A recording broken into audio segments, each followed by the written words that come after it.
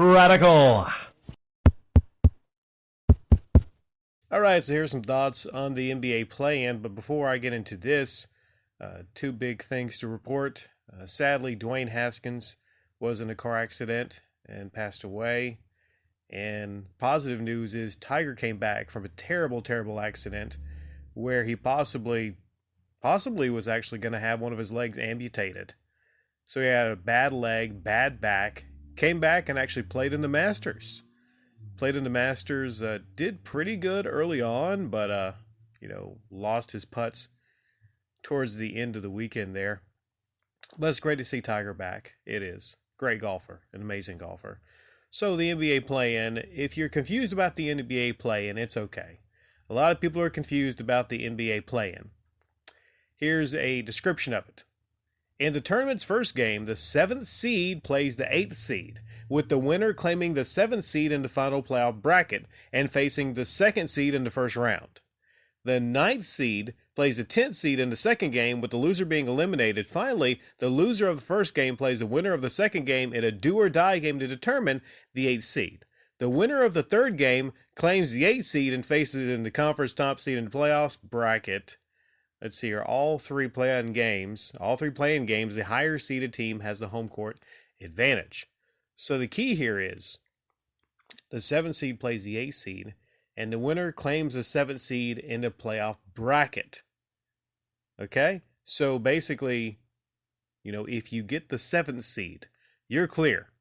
All you got to do, if you're a team, like the Brooklyn Nets who have the 7th seed, all you got to do is win one of the two games. Looking at the bracket here, we got the Nets claim the 7th seed. Sorry, I might be a little off here on my vocals because I bit my tongue about an hour ago.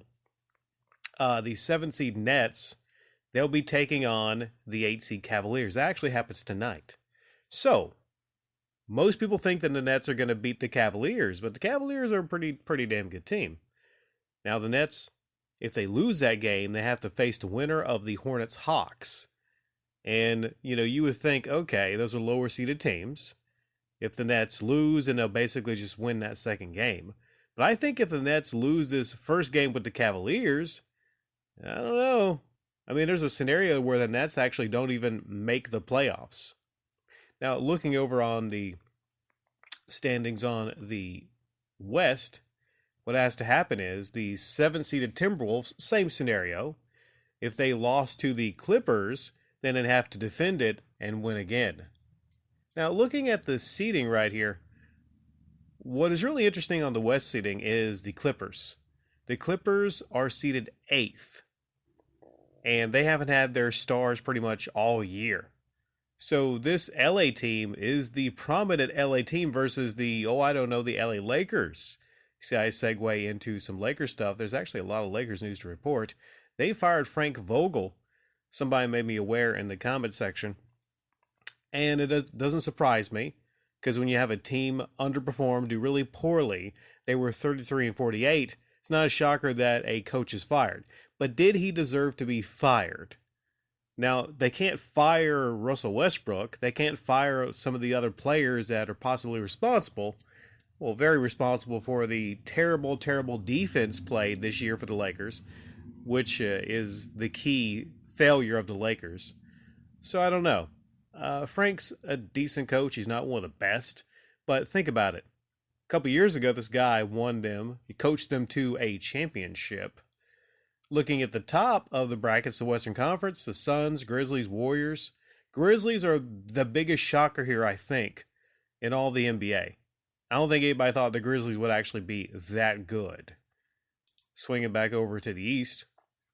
The Heat are number 1. The Celtics. Another shocker here, the Celtics making a comeback. The reigning champion Bucks are in 3rd. 76ers. I tell you, one team to watch here is the Raptors and Pascal Siakam. He's been doing amazing. And I think the 4th seed takes on the 5th seed.